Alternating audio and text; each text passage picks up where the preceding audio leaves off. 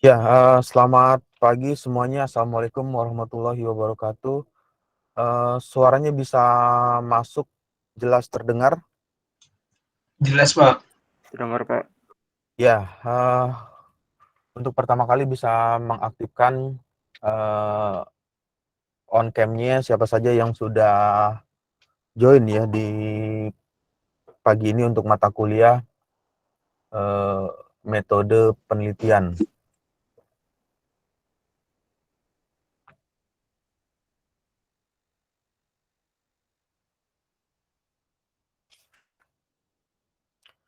Dari data yang sudah masuk atau yang terregistrasi di Meet Google ini, yang sudah bergabung ada 56 yang sudah masuk.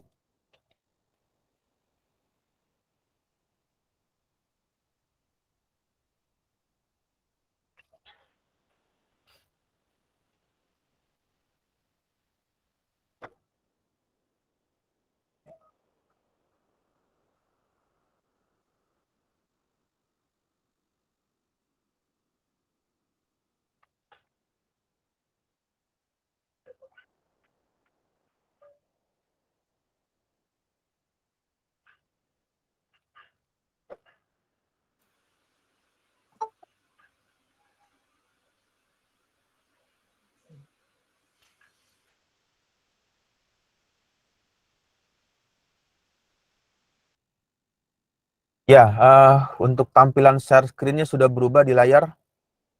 Sudah, Pak. Masuk ke slide PowerPoint ya. Iya, Pak.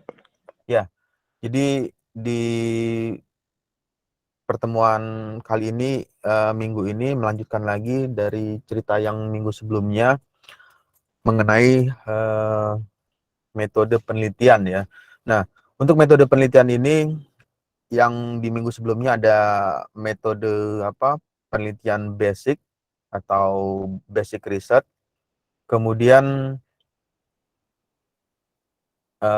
research development, lalu applied research.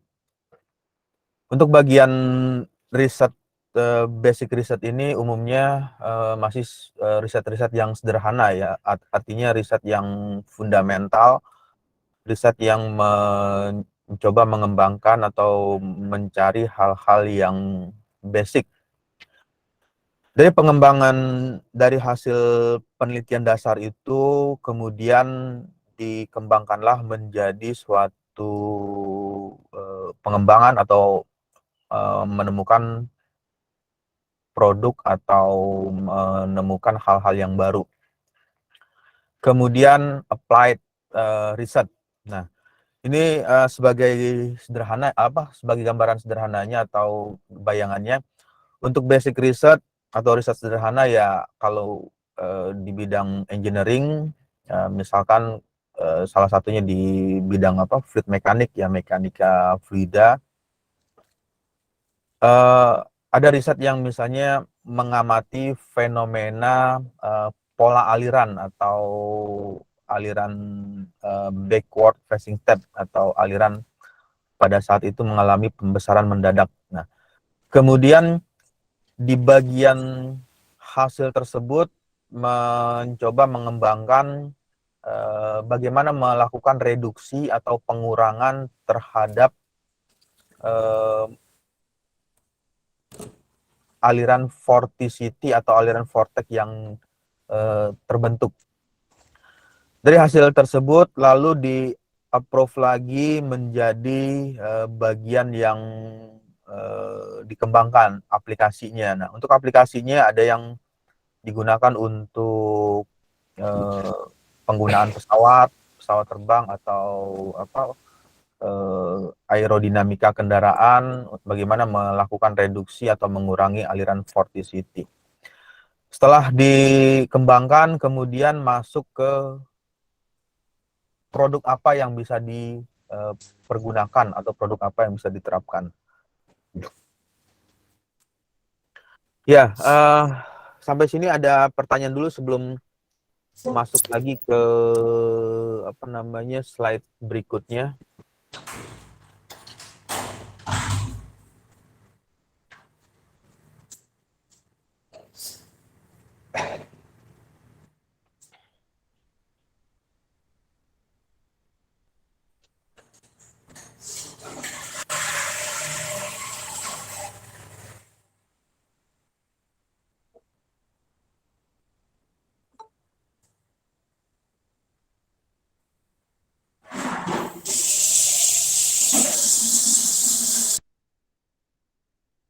Ya, suaranya bisa jelas terdengar ya? Jelas, Pak. Jelas Pak, bisa Pak. Tadi saya mute sebentar, ada yang suara yang masuk. Kemudian kembali lagi ke slide-nya, slide PowerPoint ini. Di bagian ini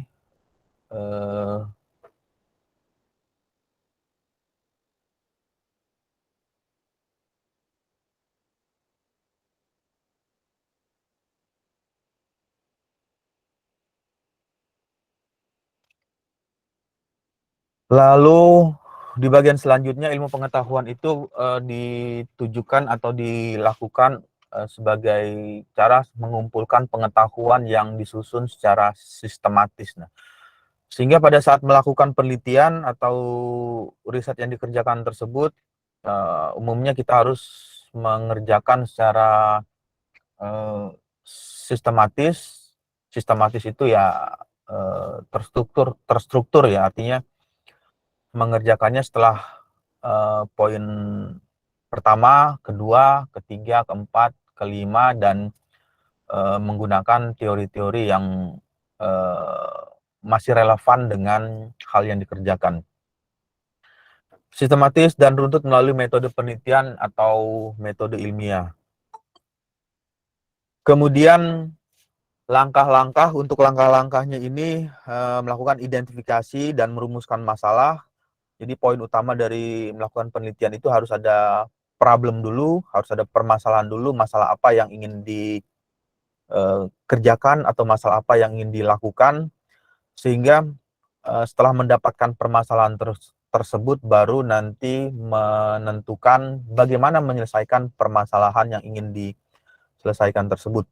Apakah dengan melakukan pengujian secara eksperimen atau membuat prototipe, membuat alat secara real langsung, atau melakukan studi awal dulu dengan memodelkan problem permasalahan tersebut dengan menggunakan komputer atau menggunakan simulasi software tertentu. Hal itu bisa dilakukan untuk memberikan identifikasi. Kemudian menyusun kerangka pemikiran. Di bagian kedua ini, rangka pemikiran itu ya kalau membuat proposal penelitian itu diawali dulu dengan menentukan judul apa yang ingin dikerjakan atau tema apa yang ingin selesaikan. Maka setelah tema atau judul tersebut dikerjakan, baru nanti menentukan background ini latar belakang, hal apa yang melatar belakangi penelitian ini dilakukan atau yang dikerjakan. Untuk latar belakang ya berhubungan dengan judul yang dipilih atau tema yang dipilih untuk dijadikan penelitian. Kemudian karena penelitian itu sudah lama, artinya penelitian ini bukan hal yang baru lagi, artinya dari dulu, dari sebelum tahun-tahun yang lalu itu sudah ada yang pernah melakukan riset atau melakukan penelitian tersebut. Nah, di bagian selanjutnya adalah mencoba menelusuri, mencari hal-hal yang belum pernah dikerjakan atau belum pernah dilakukan oleh orang lain atau peneliti-peneliti sebelumnya. Kenapa hal itu perlu dipilih atau ditelusuri? Karena kalau misalnya hal ini sudah pernah dilakukan atau sudah pernah dikerjakan karena ketidaktahuan atau tidak tahu sampai sejauh mana perkembangan penelitian tersebut, bisa saja hal ini sudah pernah dikerjakan atau dilakukan pada tahun, misalnya kalau sekarang 2022, di tahun 2020 atau di tahun 2019 atau tahun 2021 sudah dikerjakan, lalu dilakukan lagi secara bersamaan atau secara berulang di tahun yang saat ini. Inilah yang menyebabkan nanti menimbulkan terbaruan atau hal itu ya, penelitian itu sudah bisa dikatakan ya sudah usang, artinya sudah pernah dikerjakan tetapi direplika atau dikerjakan ulang dengan misalkan dengan kondisi yang sama, dengan metode yang sama, dengan cara yang sama, dan lain sebagainya. Nah, itulah yang perlu dilakukan untuk menyusun atau mencari hal-hal yang baru. Kemudian bagaimana cara melakukannya? Untuk menelusurinya itu bisa dicari dengan menggunakan media jurnal ya, publikasi dari hasil penelitian atau paten itu paten produk ya, produk yang sudah dipatenkan itu juga bisa menjadi bahan acuan bahwa kalau misalnya melakukan riset tentang ini, produk ini sudah dipatenkan, berarti kita tidak bisa merubah-rubah atau menggunakan paten yang yang sudah dipatenkan tersebut. Nah, untuk melakukannya ditelusurilah hasil-hasil riset sebelumnya di tahun yang lalu 2021, 2020, 2019, 18 sampai umumnya 5 tahun ke belakang ya, dari tahun saat ini. Lalu merumuskan hipotesis ini ya teori-teori yang mendukung atau teori-teori yang relevan dengan penelitian yang ingin dikerjakan tersebut. Ya, sebentar saya approve dulu, ini ada yang masuk lagi.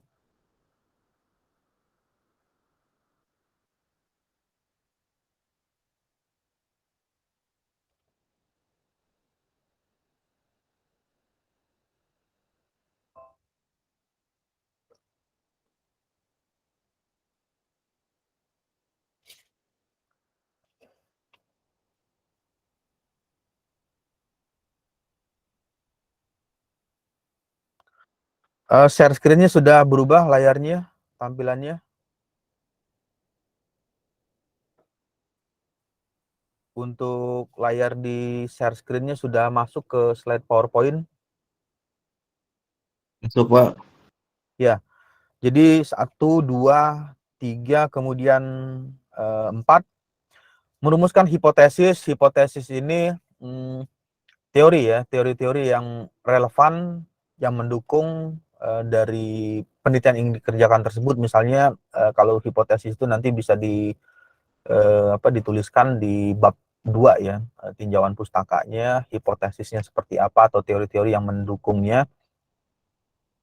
Lalu di bagian selanjutnya dari teori tersebut, apakah bisa menjawab problem atau permasalahan yang dikerjakan tersebut, atau permasalahan atau penelitian yang ingin dilakukan tersebut. Kemudian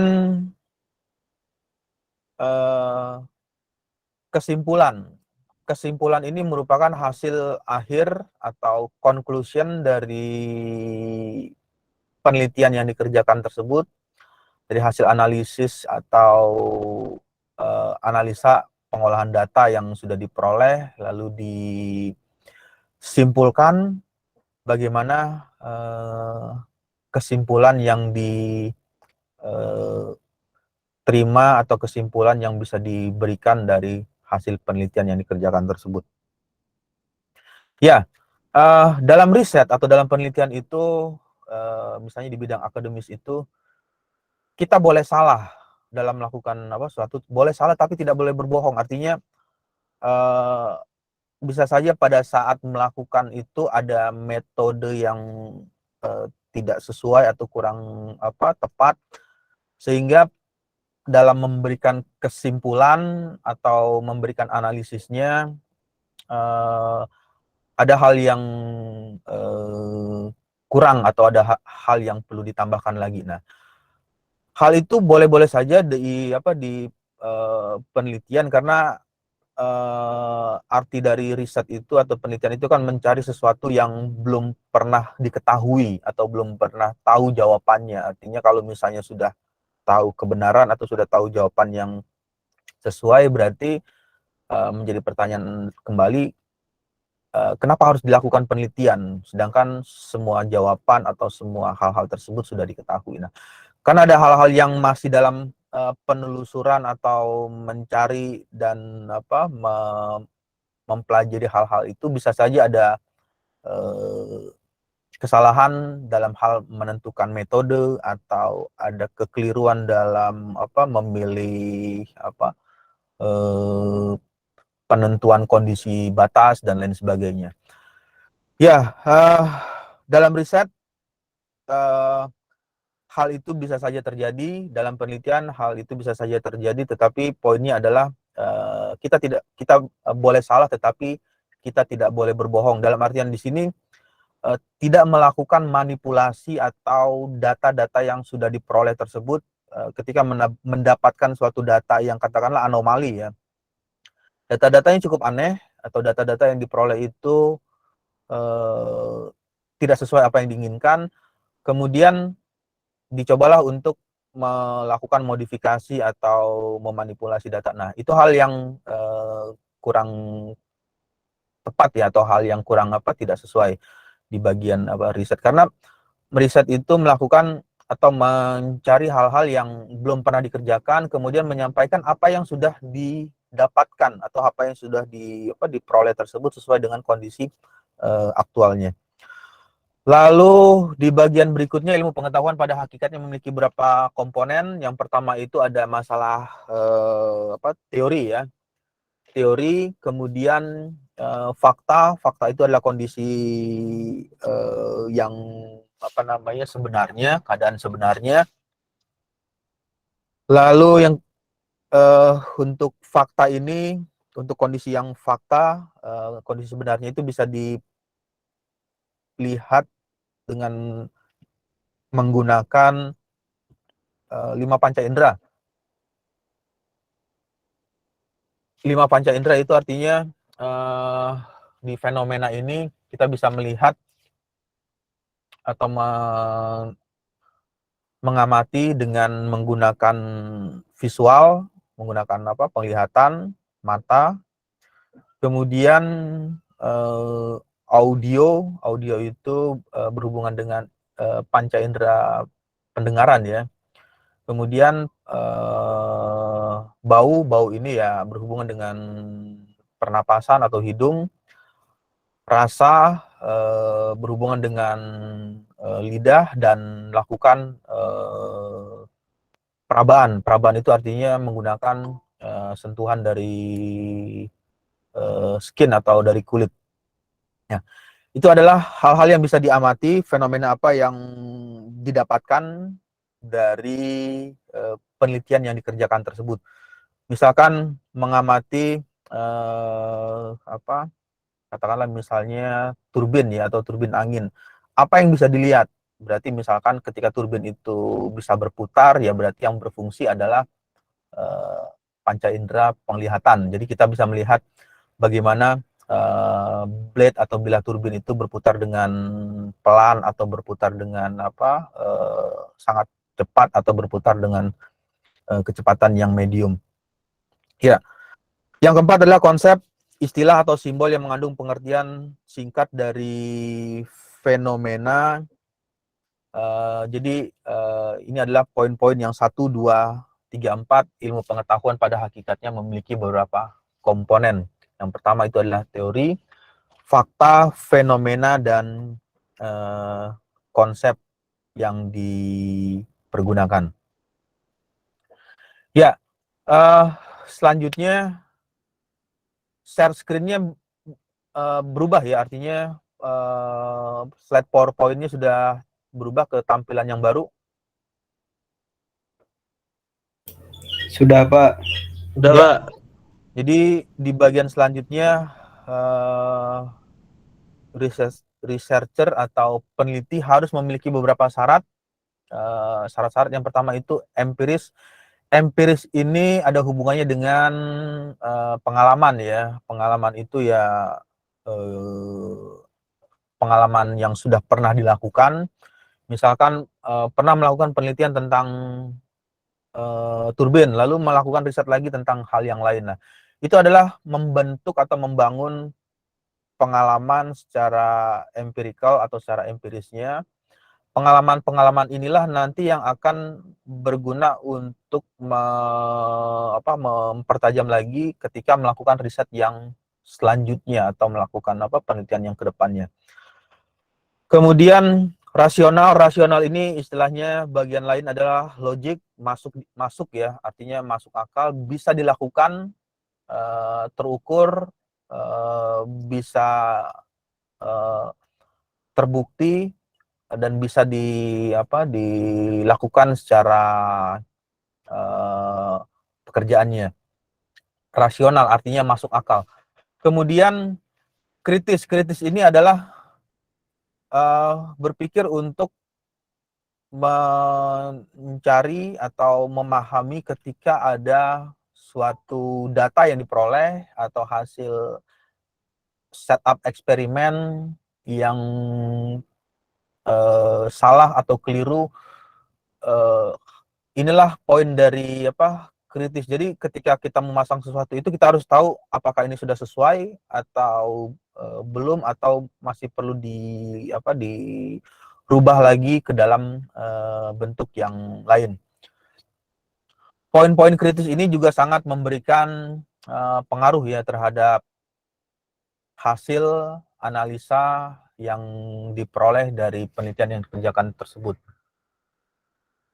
Kemudian serta harus memiliki sikap ilmiah sebagai berikut. Yang pertama itu sikap ingin tahu, artinya dengan bahasa lainnya, kenapa bisa begini, kenapa bisa seperti itu, kenapa mesti ini, kenapa mesti itu, dan seterusnya. Itu adalah rasa keingintahuan pada saat melakukan penelitian. Jadi keluar why-nya, kenapanya, atau mengapanya seperti itu.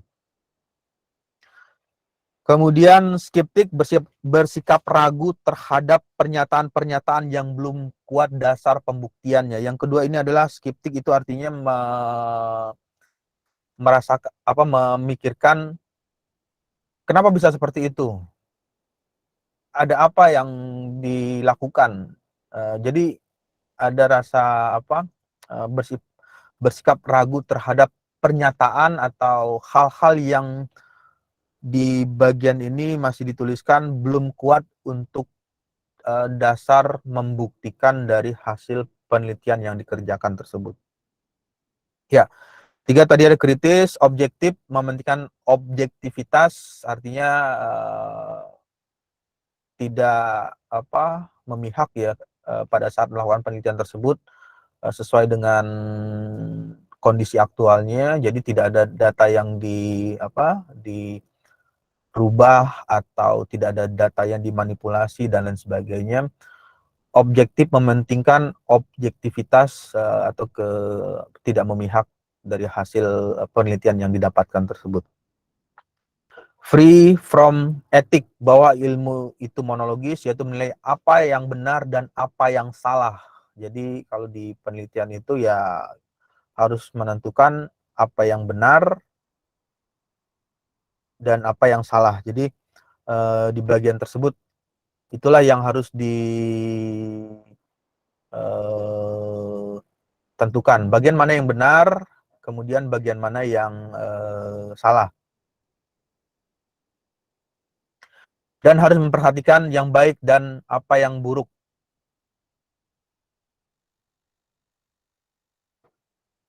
Ya, lalu berikutnya adalah tujuan dari penelitian.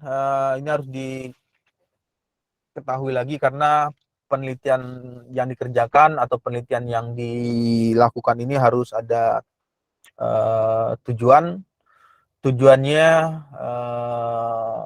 sama seperti misalkan kita membayangkan dari katakanlah misalnya dari kota A ke kota B, misalnya dari Depok mau ke Bogor, itu adalah tujuan. Berarti posisi awalnya itu dari kota A misalnya di Depok, lalu tujuannya adalah ke Bogor. Berarti tujuan dari penelitian itu ingin sampainya kemana atau ditujukan untuk apa.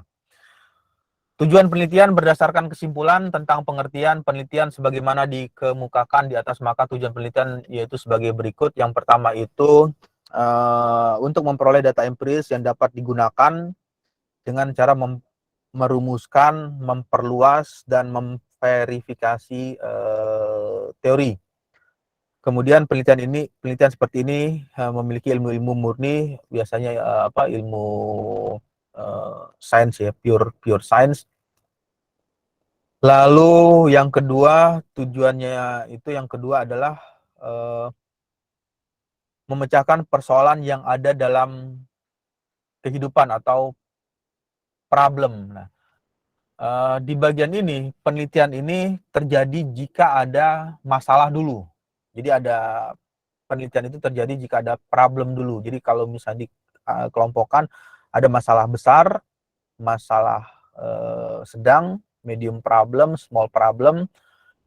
Itu adalah 3 masalah yang harus diklasifikasikan dulu. Ini masuk ke dalam masalah apa dulu? Kalau misalnya masalah besar, berarti kalau misalnya ini tidak dilakukan pengembangan atau tidak dilakukan penelitian ke depannya, ya dampaknya seperti apa atau pengaruhnya terhadap kehidupan dan lain sebagainya juga memberikan hal seperti apa.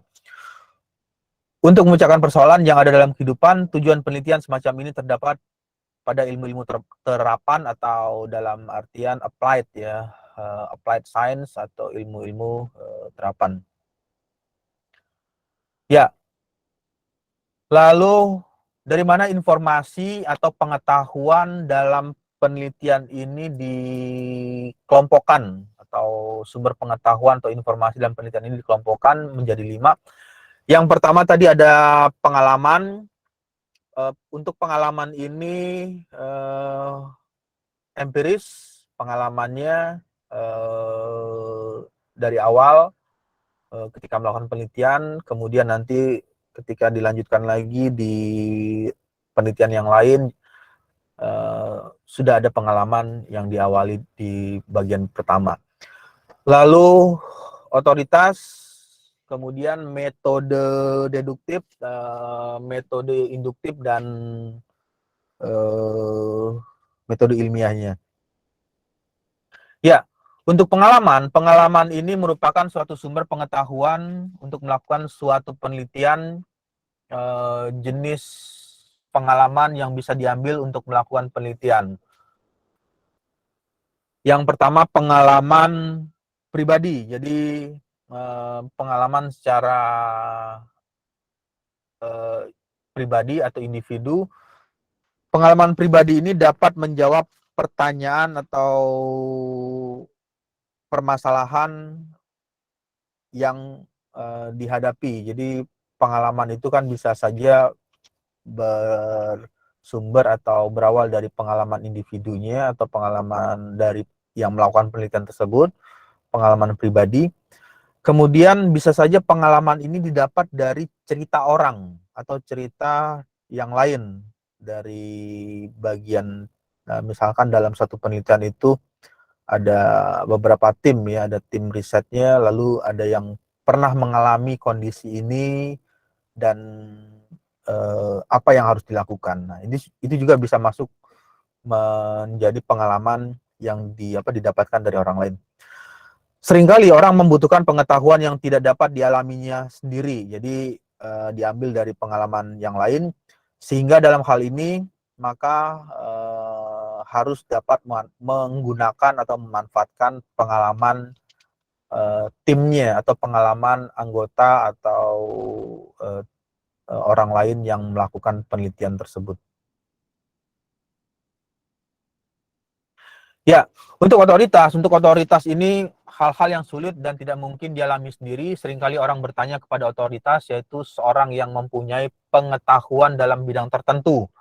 Jadi misalkan katakanlah risetnya itu ada hubungan dengan hal yang sangat spesifik sekali dalam bidang keilmuan. Nah, Sedangkan di bagian tim riset atau di bagian yang melakukan penelitian itu belum menerima atau belum mendapatkan pengetahuan tersebut. Nah, sehingga membutuhkan tenaga ahli atau orang yang sudah pernah berpengalaman sekali di bidang tersebut. Nah, inilah yang dimaksud dengan otoritas. Otoritas itu adalah hal yang tidak mungkin dialaminya sendiri, sehingga membutuhkan tenaga profesional di bidang yang lain. Ya, kalau dulu ini di bidang ini otoritas kalau misalnya di bagian yang lain ya, maksudnya di bidang non eksakta atau sosial ya. Untuk otoritasnya itu dulu seorang berwenang dianggap benar hanya karena posisinya atau karena kedudukan, misalnya otoritas dari kepala suku, raja atau pendeta dan lain sebagainya.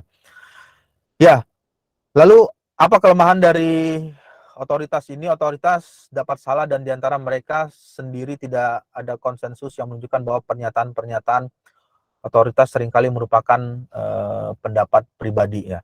Nah, ini otoritas ini ya umumnya juga ada yang misalnya menerapkan pada bidang non eksak ya. Non eksakta itu ya artinya karena tidak melakukan membuat suatu prototipe atau membuat suatu alat uji dan sebagainya, sehingga penelitian itu dengan cara survei atau datang ke tempat tertentu, melakukan wawancara atau melakukan sesi diskusi dengan penduduk sekitarnya, akhirnya untuk mendapatkan informasi-informasi tersebut ya bisa saja mendatangi kepala adat atau kepala suku atau kepala daerah di bagian daerah tersebut. Ya, lalu yang ketiga, metode deduktif, dasar pendekatan untuk melakukan rasionalismenya. Metode deduktif ini adalah suatu proses berpikir dari hal yang umum dulu, kemudian diturunkan menjadi hal yang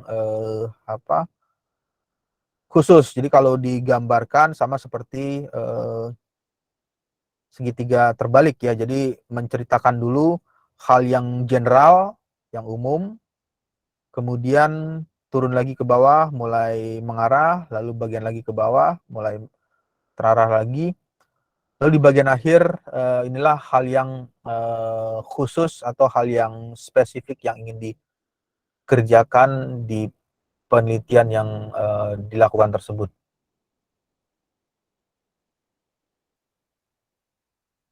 Ya, di bagian ini untuk metode deduktif merupakan sistem melakukan atau mengorganisasi fakta-fakta yang diketahui dan mengambil suatu kesimpulan atau yang biasa disebut dengan silogisme. Misalnya seperti ini, ada premis mayor, ada premis minor ya, ada pernyataan mayor, ada pernyataan minor. Lalu memberikan kesimpulan.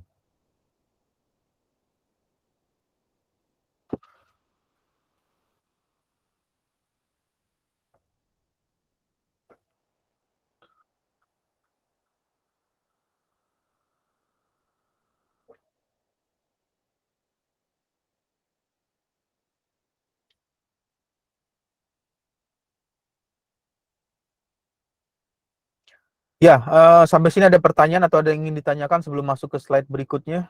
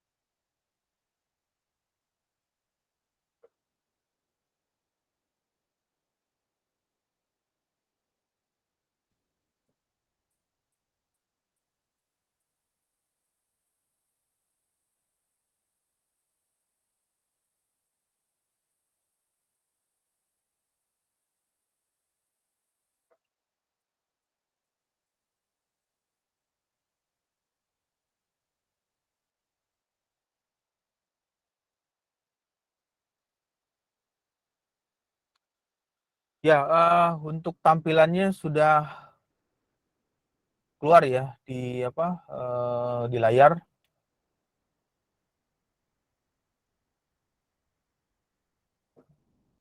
Sudah, Pak. Ya.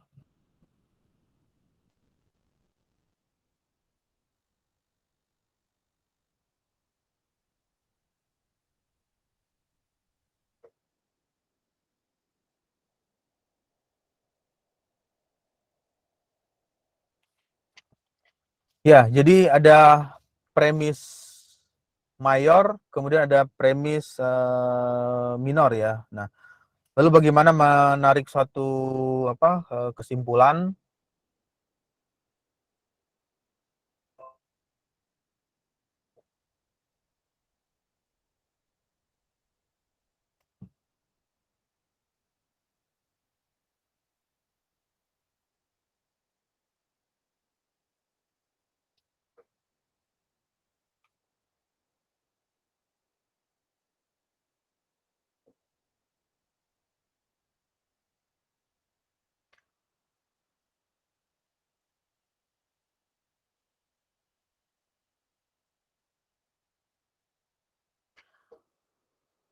Metode deduktif dasar pendekatan rasional untuk misalkan premis mayor ya, di bagian ini ada pernyataan silogisme.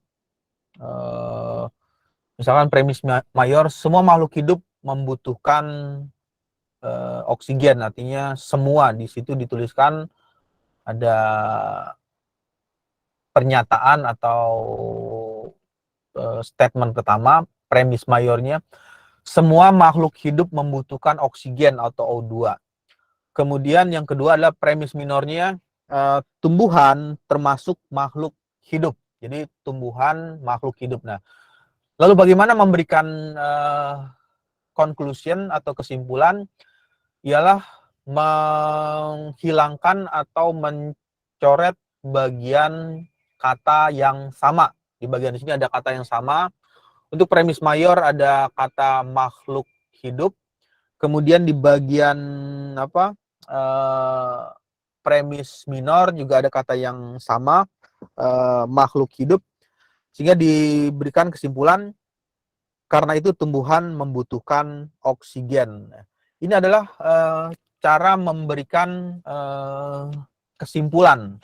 Tadi yang diceritakan metode deduktif ini dari general. General itu artinya kalau digambarkan seperti apa, segitiga ya, segitiga terbalik. Hal yang umum dulu. Umum itu artinya semua, general. Nah, makanya di bagian pertama itu, di bagian premis mayor itu diawali kata semua. Semua makhluk hidup membutuhkan oksigen. Kemudian di bagian ke bawahnya, selanjutnya ini mulai mengarah ke bagian tertentu. Tumbuhan, misalkan yang dipilih itu ada tumbuhan, atau misalnya hewan, atau apa, biota laut, atau apa, makhluk yang hidup di air. Nah, itu adalah bagian yang mulai mengarah ke bidang apa, tertentunya. Lalu bagaimana memberikan conclusion atau kesimpulannya? Yang dilakukan adalah dengan menghilangkan atau mencoret bagian kata yang sama. Ada kata yang sama itu ada makhluk hidup, kemudian ada makhluk hidup, sehingga bisa dituliskan tumbuhan, karena tumbuhan membutuhkan oksigen. Lalu yang kedua, premis mayor lagi, ini adalah statement lagi ya, pernyataan secara general lagi, secara umum, general. Premis mayor, semua buku dicetak di Prancis, katakanlah di negara tersebut, misalnya di Prancis, semua buku dicetak di Prancis. Atau misalnya ini kita rubah, semua buku dicetak di Indonesia.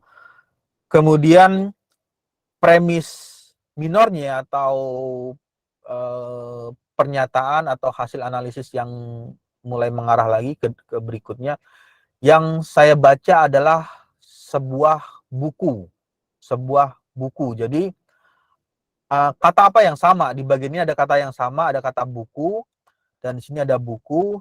Ini dicoret ya, karena buku itu merupakan satu keterangan ya. Artinya kalau misalnya hanya mencoret buku saja, yang ini di buku aja yang dihilangkan. Tapi karena ini merupakan satu kesatuan, katanya menjadi satu kesatuan, sehingga dicoretlah hal tersebut.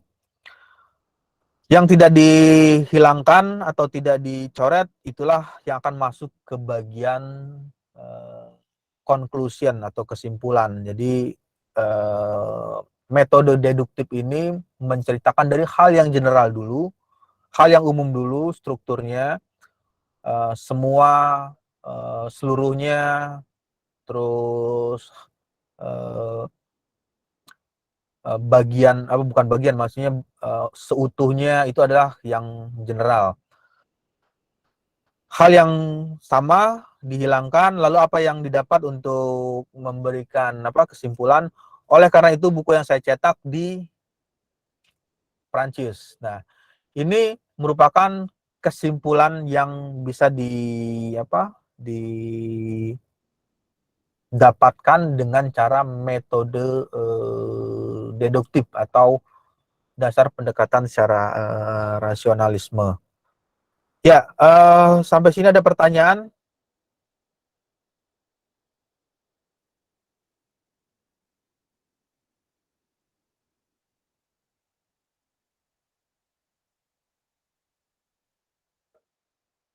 Ya, kalau tidak ada, suaranya bisa masuk jelas terdengar ya. Untuk suaranya bisa masuk jelas terdengar. Bisa, Pak. Ya, Bisa, Pak. jadi di bagian selanjutnya tadi metode deduktif ya. Kemudian ada lagi bagaimana memberikan kesimpulan dengan cara metode induktif atau dasar pendekatannya itu secara empirisme. Kalau yang tadi pendekatannya dengan cara rasional, rasional itu ya rasio itu ya logiknya atau masuk akalnya dalam hal memberikan kesimpulan. Metode deduktif, dasar pendekatan secara empiris. Pendekatan ini diprakarsai tahun 1561 sampai 1626 mengenai teori tersebut, metode deduktif. Untuk metode deduktif ini, Francis Bacon berpendapat bahwa seorang peneliti harus membuat kesimpulan umum yang didasarkan fakta-fakta yang dikumpulkan. Jadi peneliti itu harus membuat kesimpulan yang didasarkan dari fakta-fakta yang dikumpulkan melalui observasi. Observasi ini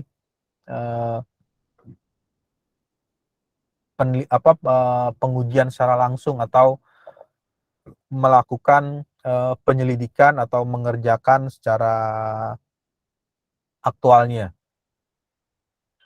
Ya, untuk metode deduktif, dasar pendekatan empiris ini, perbedaan antara metode deduktif dan induktif itu diilustrasikan di bagian bagian ini. Deduktif itu setiap binatang menyusui paru-paru, setiap binatang mempunyai paru-paru di yang deduktif. Lalu yang berikutnya, kelinci adalah binatang menyusui. Jadi kelinci adalah binatang menyusui. Lalu apa yang bisa disimpulkan? Kalau yang tadi kan menggunakan deduktif ya. Kalau yang ini menggunakan dengan cara induktif. Itu adalah dasar pendekatan secara empiris. Empiris itu ya mengamati, melihat atau melakukan investigasi langsung ke kondisi yang dikerjakan tersebut. Lalu yang disimpulkan adalah, oleh karena itu kelinci mempunyai paru-paru. Nah, ini juga sama, menghilangkan atau mencoret bagian kata yang sama. Jadi di bagian tersebut itu bisa dilakukan.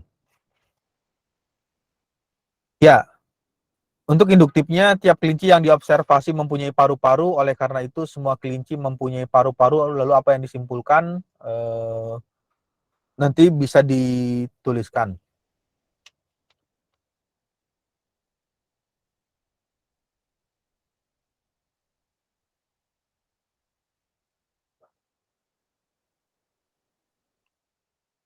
Ya,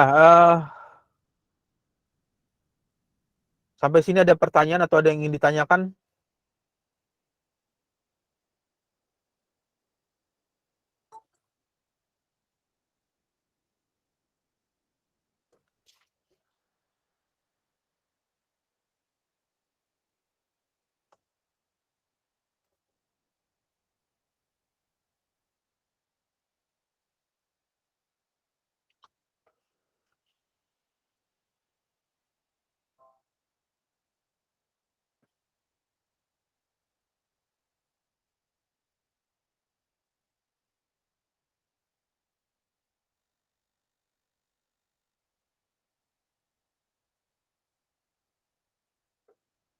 Ya, untuk share screen-nya sudah masuk lagi. Untuk tampilan share screen-nya sudah keluar. Sudah, Pak. Sudah, Pak. Ya, jadi itu adalah metode induktif ya, pendekatan secara empiris. Untuk metode induktif ini bisa dituliskan seperti ini. Kemudian di bagian selanjutnya, nah ini adalah yang tadi pattern atau perbedaan secara teoritis. Ada yang namanya observasi. Observasi itu ya datang secara langsung objek yang sedang dilakukan penelitian, misalnya datang secara langsung itu ya kalau di bidang engineering, di bidang teknik, ya datang ke tempatnya, ke lapangannya, atau tempat melakukan instalasi alatnya, atau melakukan pengujian di laboratorium atau di dalam lab tertentu untuk mendapatkan data yang ingin dicari. Melakukan observasi, lalu ada teori, kemudian teori ini membantu untuk memberikan hipotesis atau hipotesis apa atau analisis apa yang berguna atau yang bisa dimanfaatkan untuk menjawab problem atau permasalahan di dalam penelitian tersebut. Hipotesis, data, lalu pattern atau polanya seperti apa dalam hal menyelesaikannya. Induksi, bottom up, induction itu dari bawah, dari hal ini dulu, dari hal aktualnya ya, dari hal maksudnya dari observasi dulu, dari bagian bawah dulu, dari hal bagian bawah, bottom up, lalu di bagian atasnya itu adalah memberikan kesimpulannya atau hal apa yang diperoleh. Kalau deduction itu kebalikannya dari teori dulu. Kalau deduction itu dari teori yang sudah umum ya, artinya teori-teori itu sudah ada, sudah keluar, sudah lama teori ini. Teori-teori inilah yang digunakan untuk menjawab permasalahan atau observasinya. Misalkan cerita tentang wind turbine atau turbin angin, ya teorinya misalkan sudah ada, misalkan bagaimana teori tentang menghitung kecepatan angin, itu sudah ada teorinya. Lalu observasinya, penyelidikannya ya di lapangan atau di kondisi tempat melakukan instalasi. Nah, itu adalah observasi yang dikerjakan. Ada induction, ada deduction. Jadi kalau deduction itu datang dulu ke tempatnya, dipasang dulu alatnya dan lain sebagainya, setup eksperimen, lalu dilakukan pengujian, kemudian baru bottom up atau dari bawah dulu baru ke atas. Ke atas ini apa yang bisa analisis, apa yang bisa disimpulkan, itu adalah pendekatan secara induction. Tapi kalau secara deduction berarti menggunakan teori-teori yang sudah ada, teori-teori yang sudah ada, lalu untuk melakukan analisis atau mengolah data yang diperoleh tersebut. Ya, sampai sini ada pertanyaan?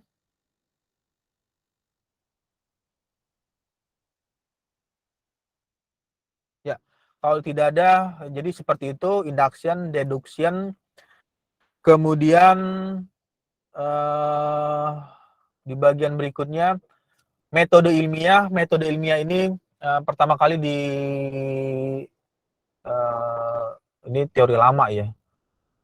Charles Darwin saat ini mengembangkan teori evolusi, yaitu sebuah teori ilmiah harus memenuhi dua syarat utama. Yang pertama itu teori ini harus konsisten dengan teori sebelumnya, jadi harus konsisten, artinya tidak berubah dari teori-teori sebelumnya, yang memungkinkan tidak terjadinya kontradiksi. Kontradiksi itu persilangan argumen atau persilangan pendapat dalam teori keilmuan secara keseluruhan. Kemudian yang kedua harus cocok dengan fakta-fakta. Fakta-fakta itu ya bukti ya, karena dalam penelitian itu harus ada buktinya, ada faktanya. Kalau misalnya tidak ada bukti atau tidak ada fakta, ya sama saja mengerjakan hal yang fiktif. Fiktif itu ya imajinasi atau khayalan. Di penelitian bukan seperti itu ranahnya atau bidangnya, karena menceritakan hal yang ada faktanya.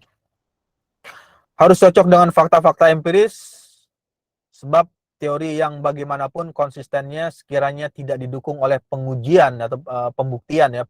Pengujian itu artinya melakukan pembuktian, maka tidak dapat diterima atau didapatkan kebenarannya secara ilmiah. Nah, ini ada poinnya lagi, ada faktanya atau fakta-fakta yang bisa dibuktikan.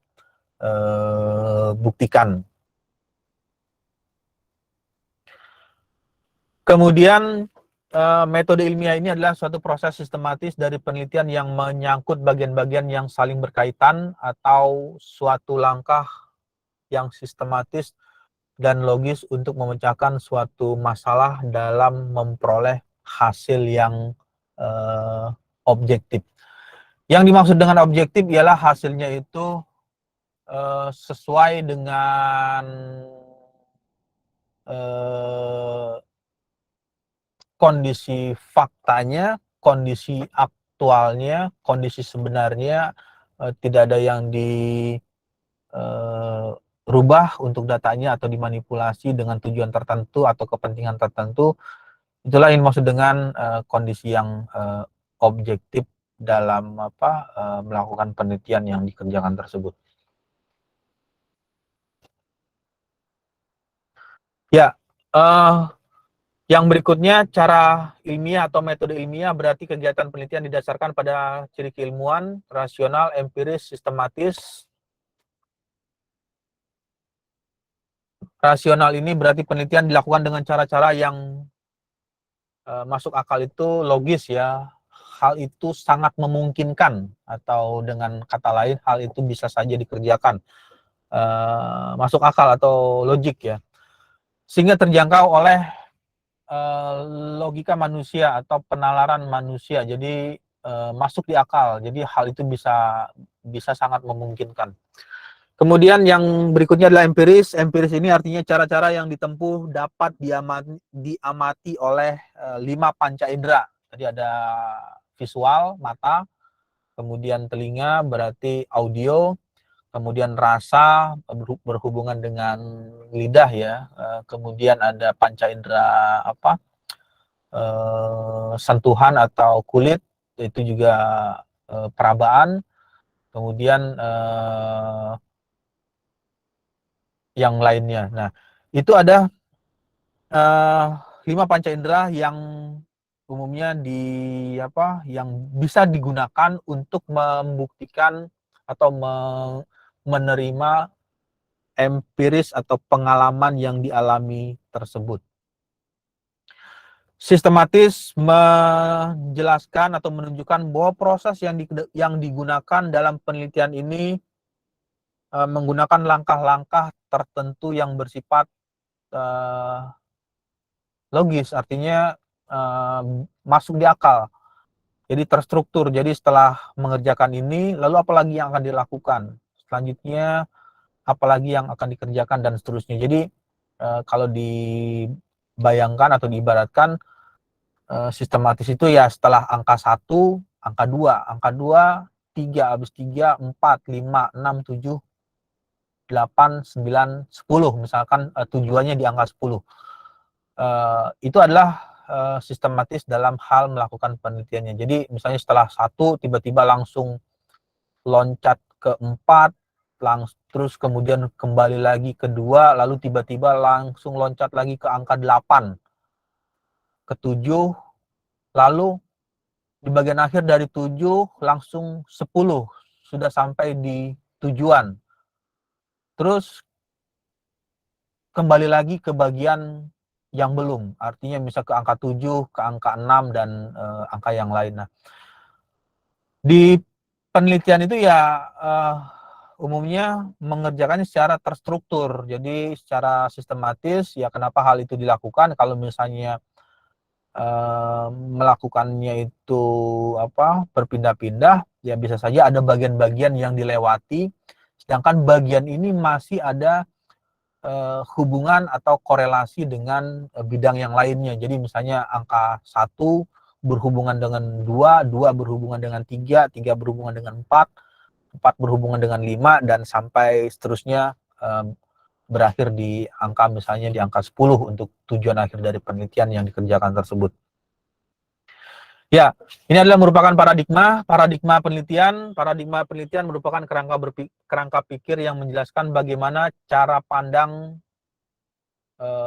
peneliti terhadap faktanya apa yang diperoleh, dan perlakuan peneliti terhadap ilmu atau teori yang digunakan. Jadi kalau paradigmanya seperti apa dalam melakukan penelitian, menjelaskan bagaimana cara melakukan penelitian terhadap fakta dan perlakuan peneliti terhadap ilmu atau teori yang digunakan. Ya, di bagian berikutnya ada tipe paradigma. Penelitian dibagi dua, ada paradigma kuantitatif, jadi menyelesaikannya itu atau sudut pandang dalam hal menyelesaikan fakta. Ada dengan cara kuantitatif. Kuantitatif ini berhubungan dengan angka, kuantitas. Jadi kalau mengolah data dengan angka, dengan data statistik, yaitu data-data yang diselesaikan secara kuantitatif, paradigma kuantitatif. Lalu yang berikutnya ada paradigma kualitatif. Kualitatif ini berhubungan lagi dengan umumnya bukan dengan angka, tetapi dengan data-data yang diperoleh secara visual, ya, berupa data foto dari hasil menggunakan kamera atau video. Itu adalah data-data kualitatif. Kemudian kuesioner, data wawancara, jajak pendapat atau argumen dari wawancara dari misalkan dari 10 narasumber, 10 orang yang diwawancarai, diberikan pertanyaan tertentu, apa yang dijawab. Nah, itu adalah data-data yang nanti menghasilkan data kualitatif, berupa narasi, berupa penjelasan, berupa kalimat, kata-kata yang disampaikan. Ya, sampai sini ada pertanyaan?